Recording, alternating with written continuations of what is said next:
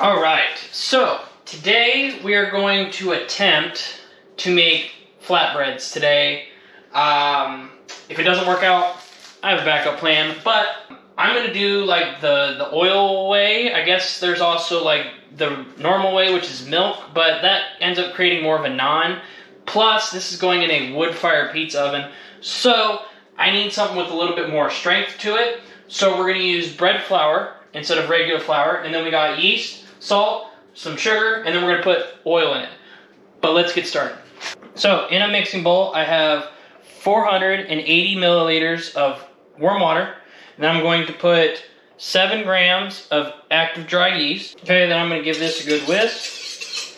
And it doesn't need to be like aggressive, it just needs to be incorporated. But I'm gonna let this sit for about 5 minutes.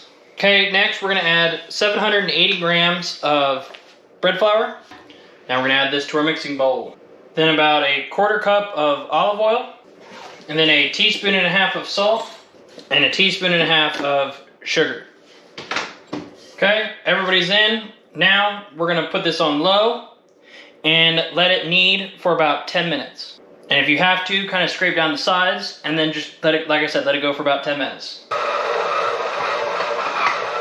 All right, it has been 10 minutes.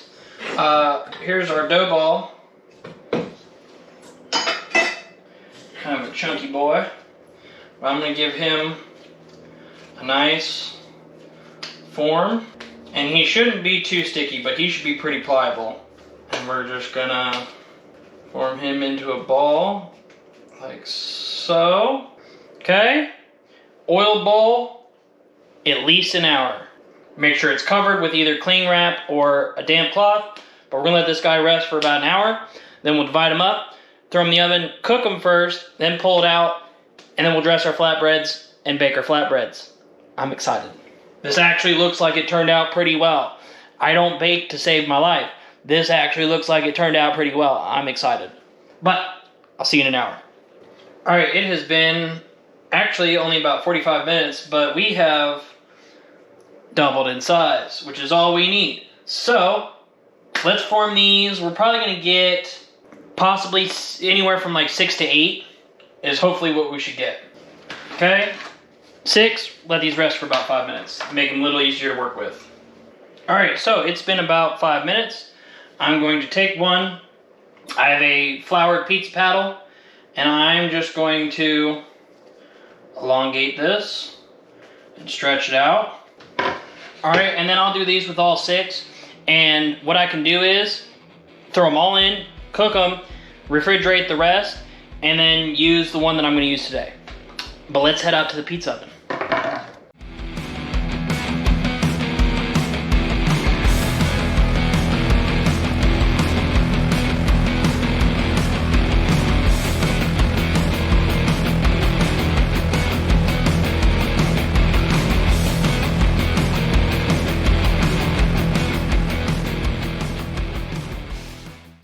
All right, so clean up a little bit, but here we go. I got 6. I know what you're thinking, Gabe, those aren't cooked all the way. Well, they're not supposed to be cooked all the way.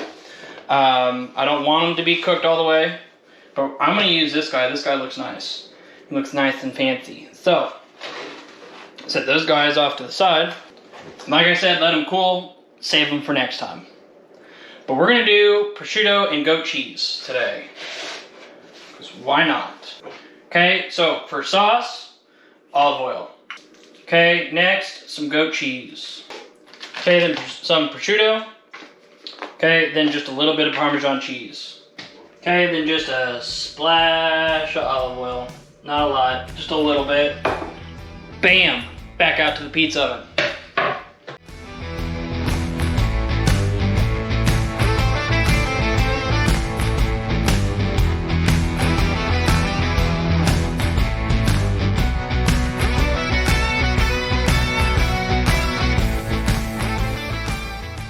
Oh yeah, so beauty. So we're gonna dress it with some arugula and some balsamic glaze.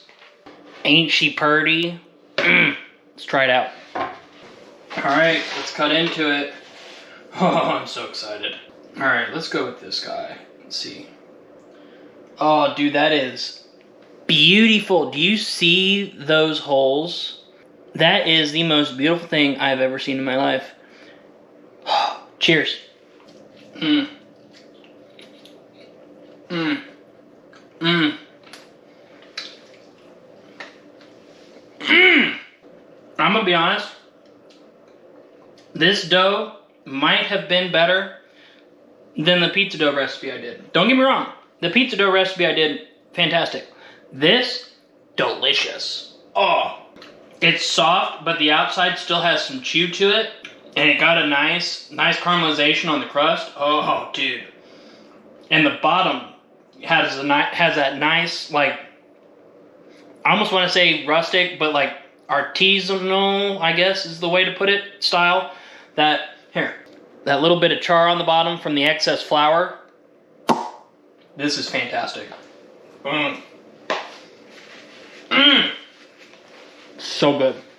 All I have to say is, I'm just glad that the crust turned out, because I really didn't want to have to use prepackaged flatbreads. And this is, I mean, like, it's got the rise in it, it's got the holes that it creates from that rise where the yeast did its thing. It's not heavy from the oil, and giving it kind of a pre-cook kind of helped steam it a little bit. And it's just, yeah, this is perfect. This is absolutely delicious and fantastic. Mm. Mm. Well, guys, there you have it. A homemade flatbread, a prosciutto and goat cheese flatbread.